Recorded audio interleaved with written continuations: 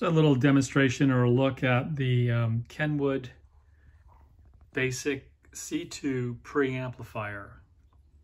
It's a very strikingly sharp looking preamplifier. It was made by Kenwood in the, I think they started making these in the mid-80s, maybe 85, 84, and continued to make them up until the 90s, and then they were replaced altogether.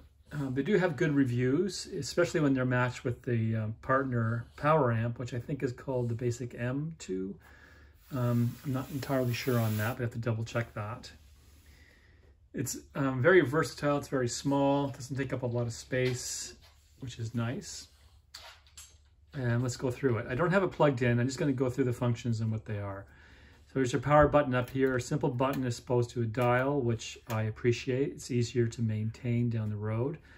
What's really cool about this preamplifier is that it has a phono level, which is separate from the main volume, so that if you want to listen to your phonos as you're playing through your speakers, you can adjust the volumes independently of your speaker volume, which is a useful tool, especially in large venues, I suppose.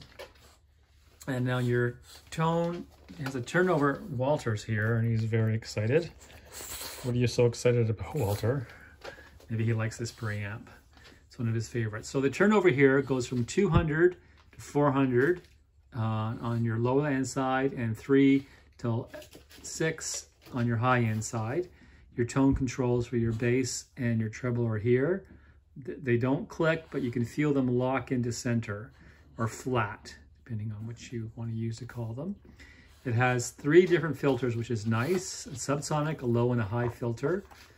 A lot of times you just have the high or the subsonic, but not the low. So it's nice to have a little bit of versatility in that. It does have, one of my favorites is the mono or stereo option.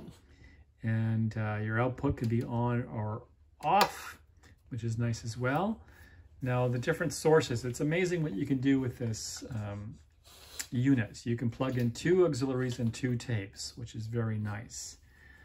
And you can use this to play either one of your tapes, one or the other, or if you wanted to dub from one to the other, you have the options over here. Here you have your tuner, or you can switch to your auxiliary or second auxiliary, and then a CD player, which is independent of your auxiliaries. So that's a lot of options that you have here.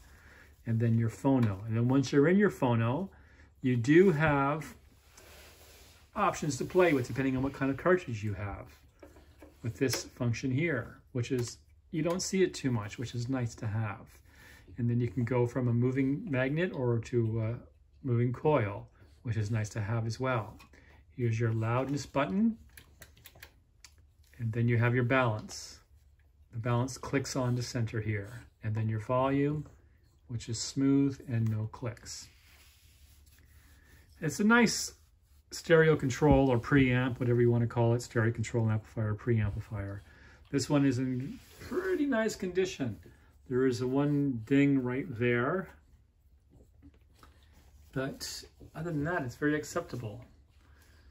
I picked this up from a friend of mine, and I'm probably going to hang on to this because it's nice.